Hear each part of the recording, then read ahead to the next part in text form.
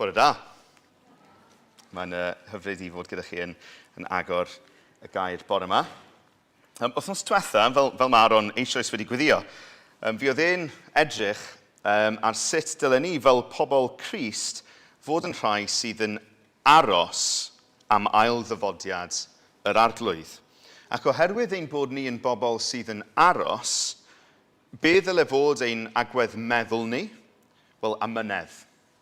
Amynedd. Dyfal barhad, dal ati yn amyneddgar, gan ddeheu am yr hyn sydd I ddod.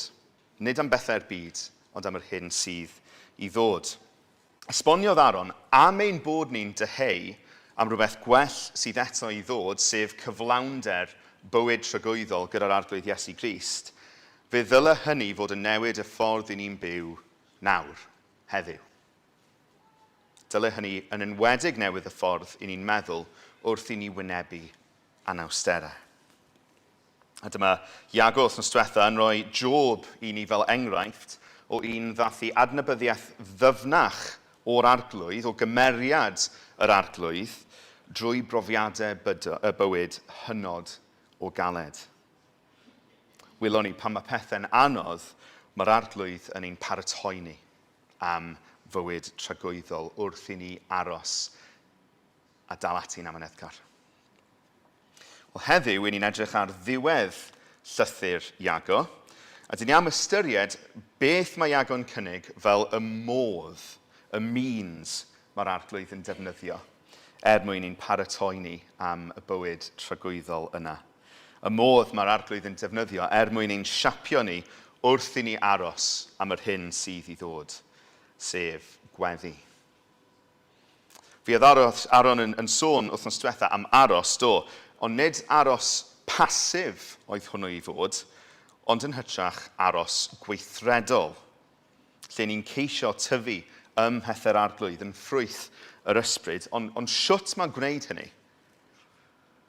Fedrwn ni ddim just tyfu'r pethau yna yno ni'n hunain. Dyn ni ddim yn gallu gwneud hynna. Gwaith yr arglwydd yw e. Ac felly, beth yw'r modd mae Iago'n cynnig heddiw sydd yn ein cysylltu ni gyda'r nod yna o dyfu mewn sancteiddrwydd a ffrwythlondeb ysbrydol? Wel, gweddi yw'r modd yna. Nesau at Dduw, ildio i'r arglwydd mewn gweddi. So gadewch I ni ddarllen y diwedd llythyr Iago. I ni'n darllen o benod 5, adnodau 13 hyd at ddiwedd y llythyr.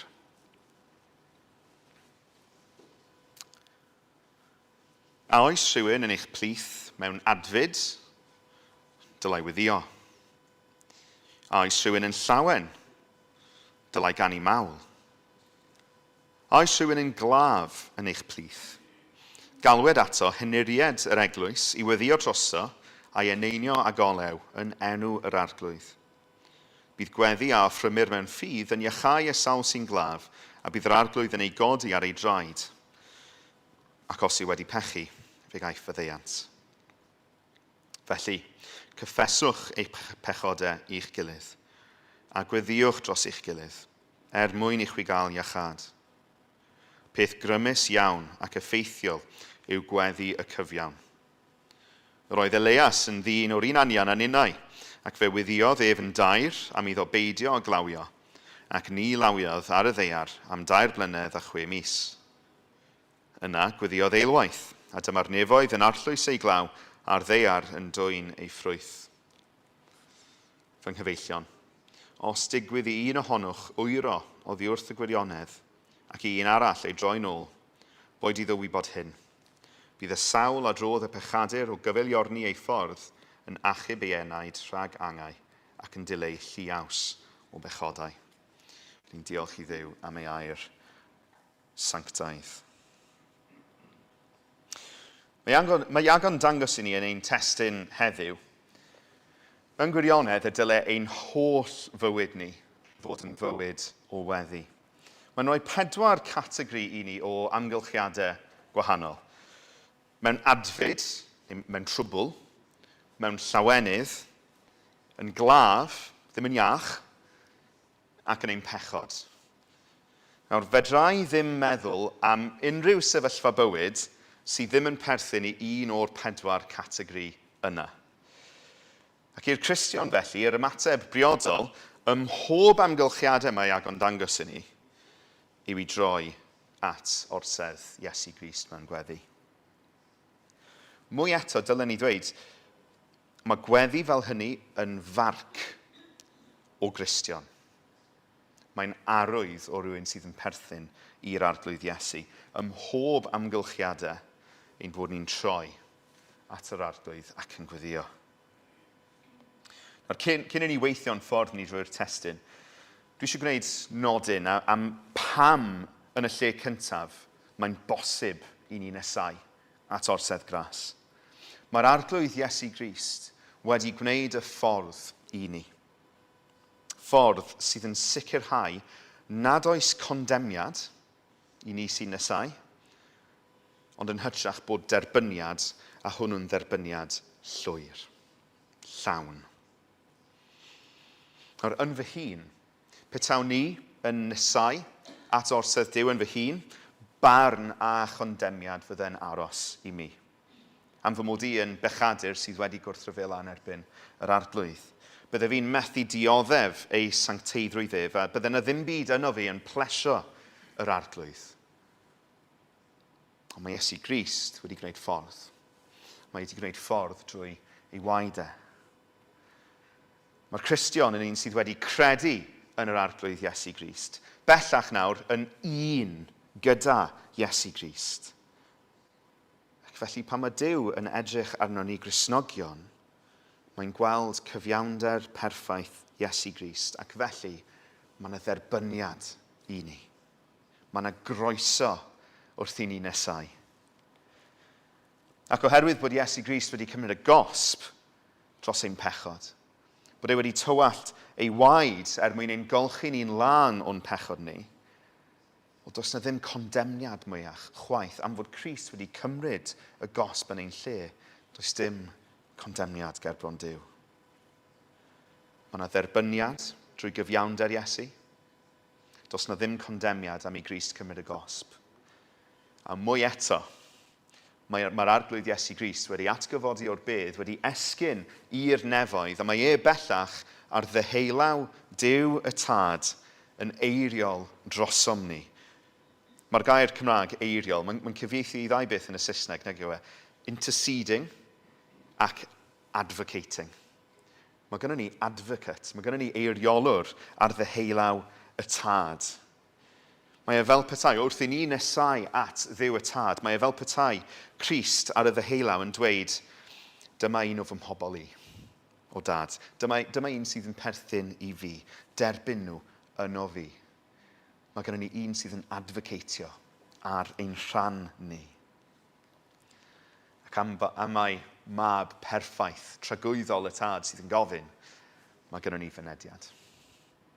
Mae yna dderbyniad, heb ofn condemniad, am fod gennym ni Grist yn eiddo i ni ac yn eiriol drosom ni, os ydyn ni wedi credu ynddo fe. Ond mae hynny'n codi pwynt hynod o bwysig i ni ystyried. Yr unig weddiau mae'r arglwydd yn gweld yn dderbyniol yw'r gweddiau hynny sydd yn cael eu cynnig drwy Iesu Grist y Mab. Falle bod chi wedi gofyn y cwestiwn rhyw dro, ond i'n sicr yn gofyn y cwestiwn yma cyn i mi ddod yn Gristion hyd yn oed. Ydy Duw wir yn gwrando arno fi? Ydy Duw wir yn gwrando? Mae'r ateb yn ie neu na clir iawn. Ydych chi wedi troi at Iesu Grist, yr unig ffordd at y Tad? Os felly, categorically, ie, mae Duw yn gwrando pob un gair. Mae Iesu yn cymryd eich gweddiau chi, yn perffeithio nhw ger bron y Tad. Mae'r Tad yn ymhyfrydu yn eich gweddi chi ac yn trysori eich gweddi chi. Ac eto ar y llaw arall, os nad ydych chi wedi troi at yr arglwydd Iesu, os nad ydych chi wedi rhoi eich ffydd chi ynddo fe, wel mae gweddio am hyn neu'r llall gwerth dim. Achos does gan Dduw ddim pleser o gwbl mewn gweddiau sydd tu allan i Iesu Grist. Mae'r proffwyd Eseia yn esbonio hynny wrth bobl Israel ei hun yn mhenod 59.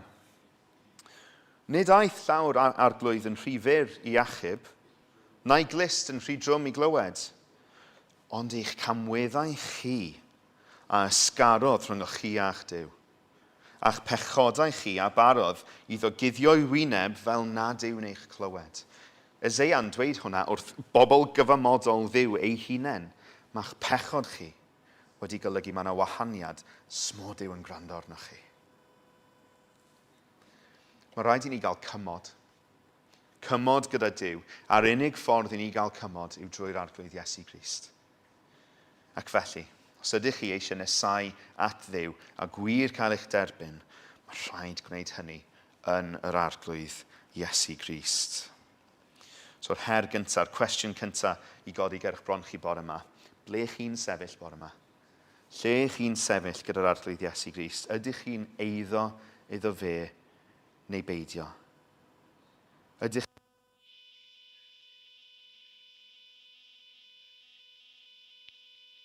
Os nad ydych chi'n nabod Crist, os nad ydych chi wedi ymddiried ynddo fe fel eich unig obaith am achubiaeth, does dim derbyniad ger bron Duw. Ond, pan ych chi'n troi at Iesu Grist, yn rhoi'ch ffydd ynddo fe, does yna ddim just derbyniad, mae yna dderbyniad anhygoel. Mae yna dderbyniad arbennig. Am ein bod ni yn nesau at Dduw sydd yng Nghrist wedi ein mabwysiadu ni. Ac felly dyn ni'n nesau nid jyst at Dduw, ond at Dduw sydd yn dad i ni. I ni ddim jyst yn profi derbyniad, i ni'n profi derbyniad plentyn ger bron tad. Mae hynny'n beth ryfeddol. Nawr gan gofio hynny ein bod ni'n blant sy'n profi derbyniad tad nefol, ystyriwch 4 categori yna mae Iago yn rhoi i ni. Adfyd, llawenydd, afiechyd a phechod. Yr ymateb priodol, dim ots beth yw ein sefyllfa ymhlith y 4 peth yna, yw i nesau at Dduw mewn gweddi a derbyn trigaredd y gras. Nawr, sa'n gwybod shwt blant oeddech chi, ond os oeddwn ni fel plentyn mewn adfyd, mewn helbil, o'n i'n mynd at mam a dad i helpu fi mas. Dyna oedd y lle cyntaf o'n i'n mynd.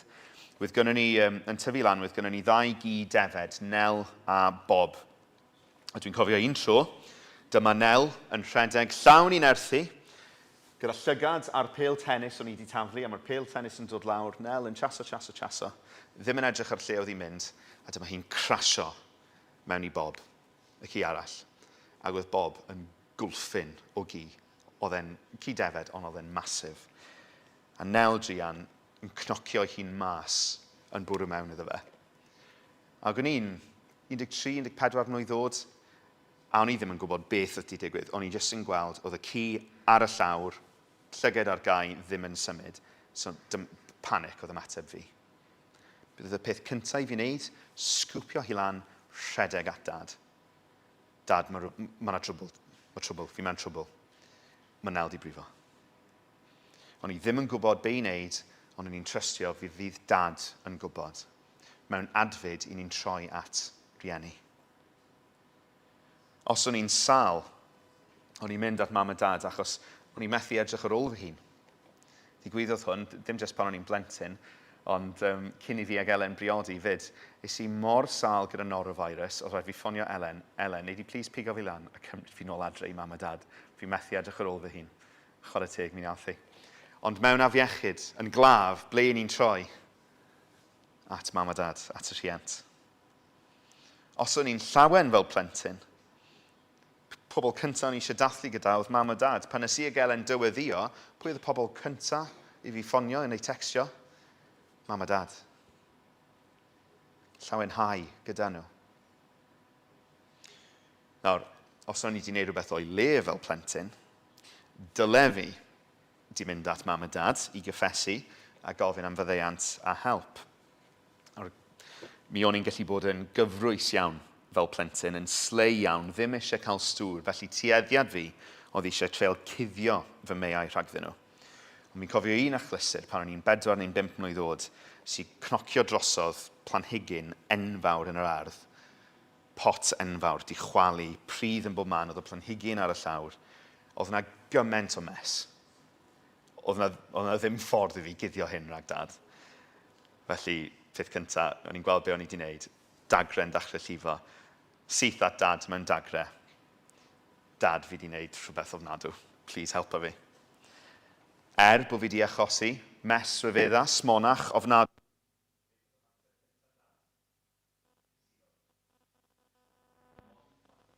Yw Alun. Mae'n oce, na i ddod i sortio fe. Pan o'n i wedi wneud rhywbeth o'i le, cysur oedd ymateb cyntaf dad. Nawr, os mae'r 4 peth yna, yr adfyd, llawenydd, afiechyd a pechod, os maen nhw'n wir ar lefel deiarol gyda rhai rhieni, na ddylen nhw fod gymaint yn fwy gwir gyda Duw fel ein tad ni. Nawr, fi'n ymwybodol, felly bod gan rai ohonoch chi profiadau gwahanol fel rhieni, neu gyda'ch rhieni chi. Ond mae Duw yn dad perffaith i ni. Ac felly ym mhob un o'r sefyllfaoedd yna, dyn ni eisiau troi at yr arglwydd ein Duw, ein tad nefol ni. So gadewch ni tracio trwy'r 4 de. Adfyd yn y lle cyntaf. Mae rhaid ni sylweddoli, os ydyn ni mewn trwbl, whether that be of our own making neu oherwydd y byd syrthiedig o'n cwmpas ni, mae rhaid i ni ddeall, yr arglwydd yw'r unig un sydd wir yn medru helpu. Pan dyn ni mewn adfyd, yr arglwydd yw'r unig un sydd wir yn gallu ein helpu ni. Wrth gwrs, mae'n defnyddio moddion, mae'n defnyddio means mwyn gwneud hynny, mae rhaid i ni droi ato fe am help. A chydnabod arglwydd, dwi mewn trafferth, ti yw'r unig un sydd yn gallu helpu fi. Dim ond oddi wrth y ti, mae yna ddatrisiad yn mynd i ddod fan hyn. Nawr, mwy na jyst bod e'n abl i helpu. Mae gynnon ni Dduw, mae gynnon ni dad nefol.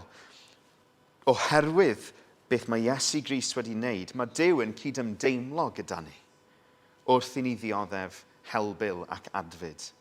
Achos bod Crist wedi dioddef adfyd yn y byd. Mwy na hynny eto, mae'r arglwydd wedi danfon ei ysbryd glân i ni.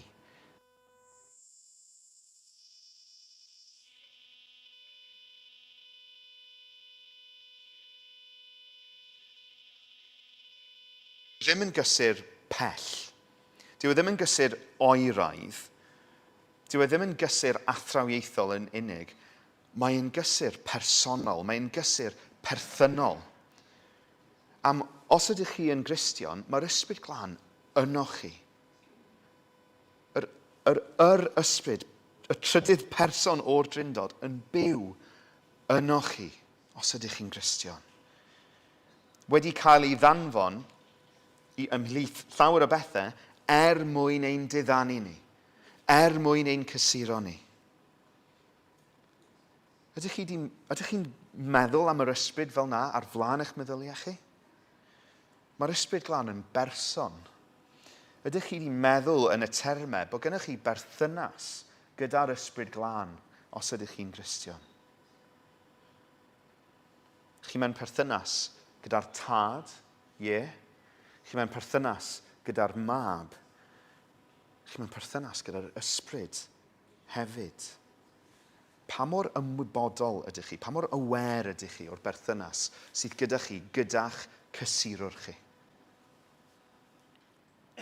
Mae Iago'n dweud wrthyn ni am weddio yn ein adfyd. Be mae gweddi'n gwneud mewn adfyd? Wel, mae gweddi yn hoelio'n llyged ni ar gymeriad yr arglwydd. Yn hoelio'n llyged ni ar ei ddeioni tuag atom ni. Ar y ffaith bod Duw wedi ordeinio ac yn defnyddio'r cyfan hyd yn oed ein adfyd ni, fel ein bod ni'n pwyso'n gynyddol arno fe. Yn tyfu yn ein dibyniaeth ni arno fe, fel welwn ni gyda Job, gyda Aaron wrthnos diwetha, yn tyfu yn ein adnabyddiaeth ni ohono fe. fel ein bod ni'n profi o'i ddaioni rhyfeddol, sydd ynddo fe ei hun, hyd yn oed pan mae amgylchiadau yn anodd arno ni. A beth sy'n dod o'r gwirioneddau yna i drigo yn ein calon a'n meddwl ni? Wel, gweddi, troi ato fe a profi e. Wrth i fi baratoi, dwi'n meddwl, hwn nath sefyll mas i fi fwyaf yn ystod yr wythnos. I ni mor aml yn gallu syrthio i feddwl am Dduw a gweld Duw drwy lens ein amgylchiadau ni. Taw'r amgylchiadau yw'r lens i ni'n edrych ar yr arglwydd drwyddo fe. Ond dylai'r gwrthwyneb fod yn wir. Fe ddylen ni fod yn edrych ar ein amgylchiadau ni drwy lens cariad a daioni Duw. A beth yw'r peth hanfodol yna sy'n gwneud i ni gael y drefn yn gywir yn ein calonau a'n eneidiau? O gweddi. Nesau at Dduw fel ein bod ni'n gweld ein amgylchiadau ni mwy a mwy yn gynyddol fel mae'r arglwydd yn ei gweld nhw. Mae yna baralel i hynny. Dwi ag Elen yn siarad am ein priodas ni yn weddol aml. Pan mae yna broblem yn codi, fel gŵr, dwi angen peidio a gweld Elen drwy lens y broblem. Yn yr un modd, fi'n gobeithio dyw Elen ddim yn gweld fi drwy lens y broblem. Yn hytrach, be ni'n atgoffa'n hunain o'n gyson yw na, ni'n dau yn erbyn y broblem yw e. Nid y broblem rhyngon ni'n dau. Wel, yn yr un modd, mae rhaid i ni ddeall bod yr arglwydd o'n plaid ni mewn adfyd. Mae'r arglwydd gyda ni wrth i ni wynebu treialon. Y treialon sydd yn mynd i godi o fyw mewn byd syrthiedig. Y treialon sydd yn mynd i godi o ddilyn Iesu Grist. Mae'n addo fe fydd na treialon. Mae rhaid i ni weld y treialon yna, yr adfyd yna, drwy lens cariad yr arglwydd a'i gymeriad perffaith ef. Beth am Llawenydd wedyn? Wel, fel mae Iago eisoes wedi dweud reit nôl ym mhenod 1, mae pob rhodd da gan y tad.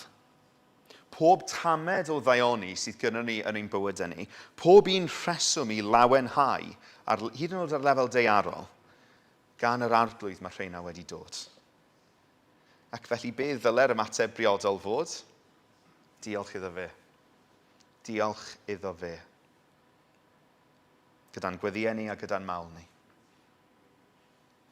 Yn gymaint mwy na jyst ar y lefel daearol, fel Cristnogion, mae gynnon ni'r arglwydd. Ynddo fe ei hun, mae gynnon ni lawenydd. Fe yw ein gwir lawenydd ni.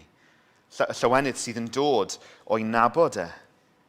Ac mae cofio hynny yn amlygu rhywbeth hanfodol i ni wrth i ni feddwl am y gwahanol amgylchiadau yma. Achos os y'n ni'n gweud taw'r arglwydd yw ein prif llawenydd ni, a mae gynnon ni'r arglwydd ym mhob amgylchiadau, mae hynny'n helpu ni ddeall mewn adfyd mi allai llawenhau hefyd. Dyw adfyd, llawenydd, afiechyd, a hyd yn oed pan dyn ni'n stryglo yn y frwydr yr erbyn pechod, dyn nhw ddim yn categoriau mutually exclusive. Mi allai fod mewn adfyd ac eto'n llawen. Mi allai fod yn glaf ac eto'n llawen. A mae'r arglwydd yw ein llawenydd ni. Eto ddo, beth yw'r modd? Mae'n llygad ni'n cael ei hoelio ar ein unig wir llawenydd ni. Wel, gweddi. Nesau at yr arglwydd mewn gweddi. Moli'r arglwydd hyd yn oed mewn adfyd am ei holl rinweddau fe. Ei ddaioni, ei gariad, ei drigaredd, ei ras, ei fawredd, ei dosturi, ei addfwynder tuag ato ni. Drwy weddio a drwy moli, ni'n trochi ein eneidiau ni yn y pethau yna. Yng nghymeriad yr arglwydd ac yn atgoffa'n hunain taw fe yw ffynhonnell pob gwir llawenydd sydd gyda ni.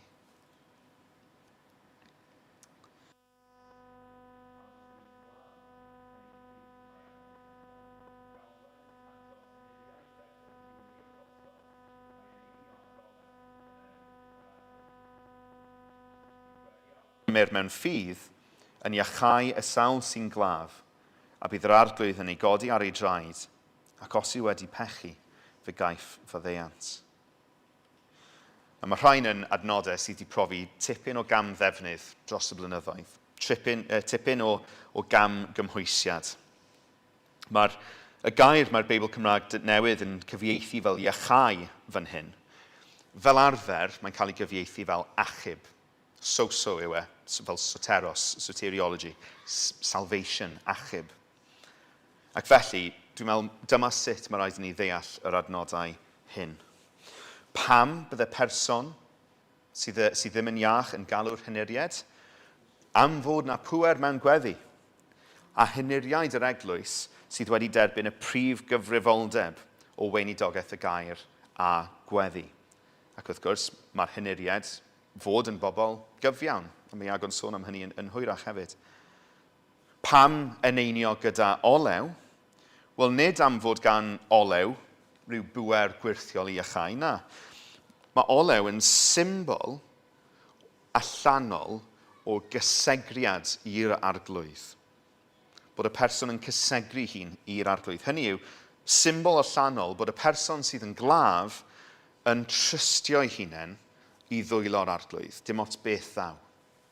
Yn cymitio'i hunain i ewyllus yr arglwydd, sydd yn dal pŵer marwolaeth a bywyd yn ei ddwylo. Dim pŵer yn yr olew. Symbol yw'r olew, bod y person yn ymddiried ei hun i'r arglwydd. Adnod 15 wedyn, mae yna esboniad syml iawn gan ddyn o'r enw Sam Emadi ar adnod 15. Dwi'n mynd i ddarllen hwn yn Saesneg, so os ydych chi'n gwisgo'r cans, fedrwch chi tynnu nhw i ffwrdd fan hyn. James is reminding us that prayer that pleases God springs from the living faith he described in chapter 2. On some occasions, God uses these faith-filled prayers as the means through which he heals the sick. Praying in faith isn't a magic formula that twists God's arms to do what we want.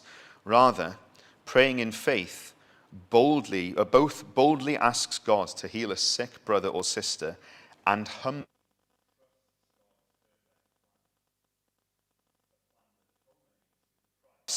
saving and raising up all of his people in the resurrection.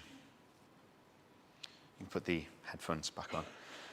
Mae Duw yn hollol abl i iachau. Ac mae Duw yn iachau yn ôl ei ewyllus e. Ond dyw e ddim yn iachau bob tro. Ac os nad yw e'n iachau, wel fedrwn ni drystio ei fod e'n mynd i ddefnyddio ein afiechyd ni yn y pen draw ein lles ni.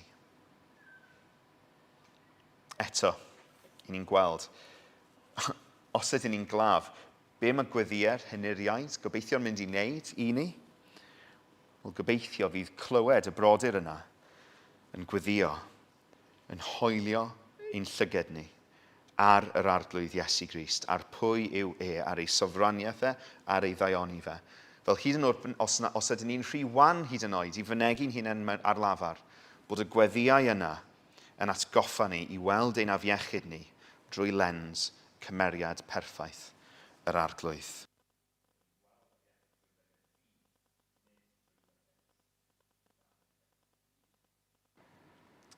Y categori ola wedyn sydd angen ymateb weddigar, meddai Iago, yw pechod. Sgwn i beth byddai'n ymateb greddfol cynta ni, petai brawn neu chwaer yn cyffesu pechod i ni. Mae yna ymateb emosiynol, sioc, torcalon, dicter weithiau. A wedyn yn aml mae yna ymateb gweithredol, cwestiynu felly, wel siwm o hwn di digwydd? Pa mor hir, pa mor wael? Os rhywun arall yn gwybod, sut fedrwn ni stopio hyn rhag ddigwydd eto? Ble mae'r atebolrwydd ac yn y blaen? Neu falle'r ymateb greddfol cyntaf yw i fynd i gysuro, i atgoffa'r brawd neu'r chwaer o wirionedd yr efengyl yn syth. Mae yna le i'r gwahanol ymatebion yna ar y degau. Ond beth yw'r cam cyntaf pan mae brawd neu chwaer yn cyffesu pechod i ni. Mae Iago'n wneud yn glir. Gweddi. Adnod 16. Felly cyffeswch eich pechodau i'ch gilydd a gweddiwch dros eich gilydd. A gweddi, swn i'n dweud, os yn bosib, yn y fan a'r lle dros y brawd neu chwaer yna sydd wedi cyffesu. Pam? Pan ni'n gweddio gyda person sydd wedi cyffesu pechod, mae'n dangos i'r person yna yn syth yn weithredol, dyn ni o dy blaid di. Ni o'ch plaid chi. Ni'n gweddio drosoch chi. Arglwydd, dwi'n gweddio dros fy mrawd neu fy chwaer. Mae'n dangos dwi ar dy ochr di. I ni'n nesau gyda'n gilydd. I ni yn hynny yn efelychu eiriolaeth Crist dros ein brawd neu'n chwaer. Yn ail wedyn, falle bod y person sydd wedi cyffesu pechod ddim di hyd yn oed gallu dod o hyd i'r geiriau ger bron yr arglwydd i fynegu eu siom a'i gwarth nhw.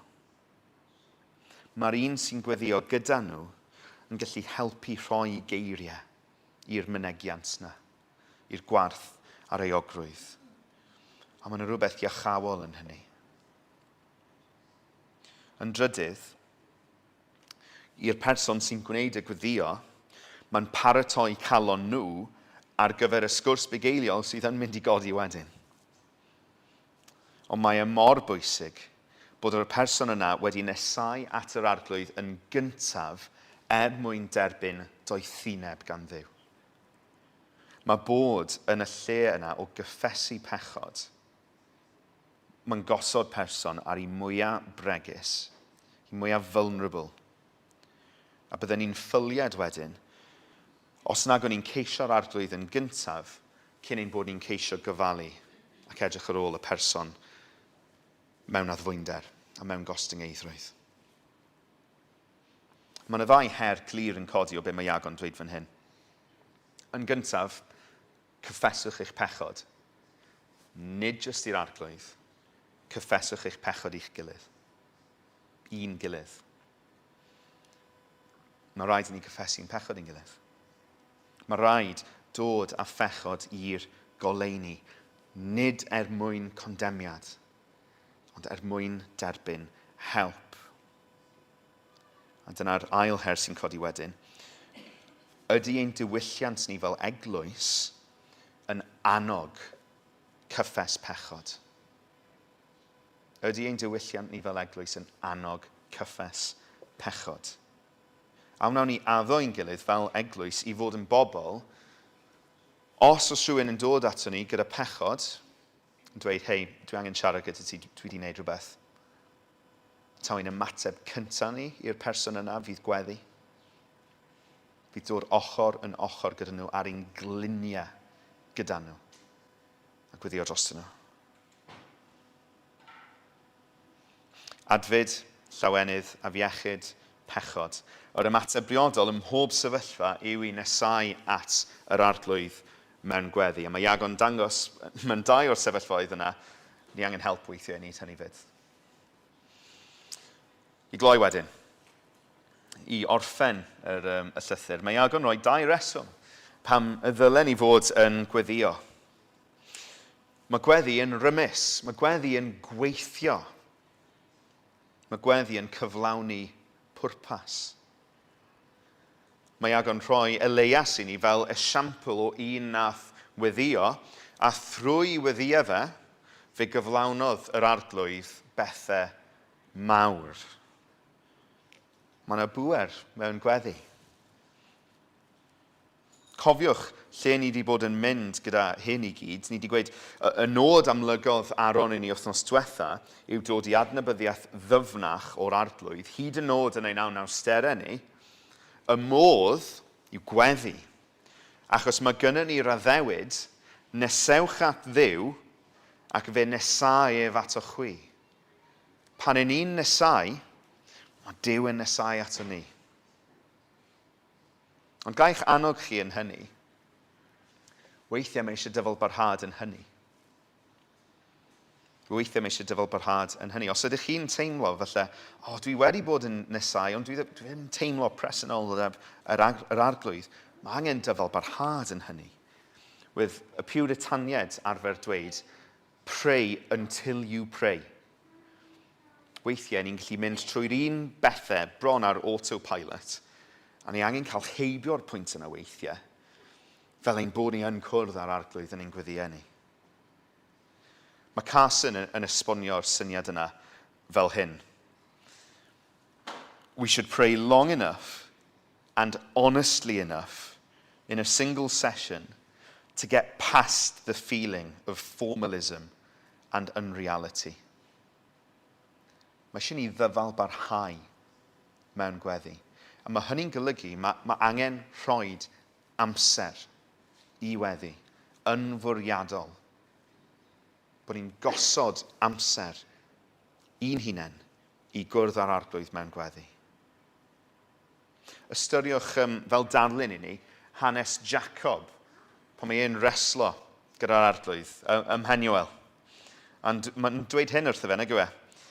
Nith o llyngaf di heb i ti fy mendithio. Fi ddim yn mynd i gadael fynd ohono ti tan bod ti'n bendithio fi. Dyna dylai agwedd calon ni fod yn ein gweddiau ni. Ein bod ni'n dweud wrth yr arglwydd dwi'n mynd i aros fan hyn, tan bod fi'n profi bendith dy gwmni di, achos dwi'n trystio mae yna fendith yn dy gwmni di. So gael chanwch chi, os ydych chi'n teimlo'n bell, dyfalbarhewch yn eich gweddiau chi. Dyfalbarhewch. Achos mae yna bŵer mewn gweddi. Yr ail reswm mae Iago'n rhoi wedyn, yn adnod 19 ac 20. Mae'r arglwydd drwy ein gweddiau yn abl i droi pobl rhag i pechod nhw. Mae'r adnodau yna'n yn wir, fel adnodau standalone, heb mwyaf o synwyr dwi'n meddwl, pan ni'n ei gweld nhw drwy lens gweddi. Ydych chi'n nabod rhywun sydd wedi gwyro rhag y gwirionedd? Ydych chi'n nabod rhywun lle oedd yn ymddangos fel bod nhw'n cerdded gyda'r arglwydd, ond mae calon nhw wedi caledu tuag ato fe? Dyn ni ddim yn gallu newid calon neb. Wrth gwrs, rhannwch y gwirionedd gyda nhw. Ceisiwch i ennill nhw gyda'r efengyl. Be mae'r person yna angen gyda ni? Gweddi. A mae'r arglwydd sydd yn abl i newid calon pechadur. Dim ond yr arglwydd sydd yn gallu meddalu'r galon. Ac felly mae rhaid i ni bwyso arno fe. Iddo fe mae gwaredigaeth yn perthyn. Gai orffen drwy roi un anogaeth arall i chi bore yma. Adnodau i chi fyfyrio arnyn nhw yn ystod yr wythnos. Tair adnod o lythyr Paul i'r Thessaloniad o'r 5 benod. Mae'n dweud hyn. Llawenhewch bob amser, gweddiwch yn ddibaid. Ym mhob dim rhowch ddiolch, oherwydd hyn yw ewyllus Duw yng Nghrist Iesu i chi. Yr holl bethau yna ni wedi siarad am bore yma, ynglŷn â gweddio, ym mhob sefyllfa, nid jyst fi sydd yn dweud wrthych chi, ewch y gweddiwch, dyma yw ewyllus Duw ar eich cyfer chi yng Nghrist Iesu. Mae eisiau chi i droi ato fe. Amen.